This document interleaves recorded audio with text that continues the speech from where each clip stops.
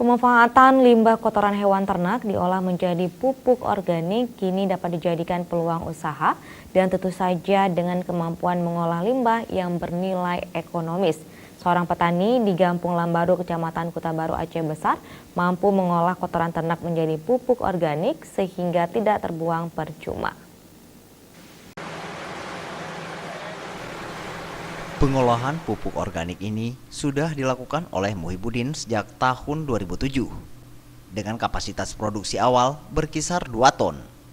Muhibudin yang hanya lulusan SMA secara mandiri membangun usaha produksi pupuk organik dan di tempat usahanya tersebut ia tidak menggunakan bahan-bahan kimia dan semua bahan organik itu diolah sendiri oleh Muhibudin dari campuran kotoran hewan, kemudian menghasilkan pupuk yang berkualitas untuk tanaman. Menyangkut dengan kapasitas produksi, saat ini per bulannya sekitar 200 ton atau per tahunnya mencapai 2.000 ton produksi.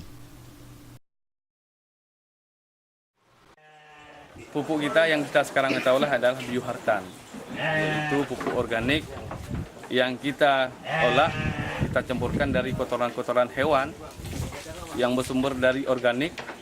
Jadi kita olah dan kita kemas dengan nama. Di samping itu, usaha pengolahan pupuk organik bioharkan ini juga menjadi lapangan kerja bagi pemuda dan pemudi Gampung Lambaru, Kecamatan Kutabaru, Kabupaten Aceh Besar. Adapun mitra pengguna pupuk organik ini yaitu petani, kelompok tani, dan pemerintah. Sedangkan harga jual per kilonya sekitar Rp1.500 dengan kemasan mulai dari 5 kilo hingga 50 kilogram. Tidak hanya mengolah pupuk organik, Muhibudin juga memberikan kesempatan bagi masyarakat untuk belajar membuat pakan ternak, budidaya ikan mas, dan sekarang tempat usahanya ini sudah menjadi pusat pelatihan pertanian dan pedesaan swadaya atau Langgang Jaya Pratama. Tim Liputan, Aceh TV.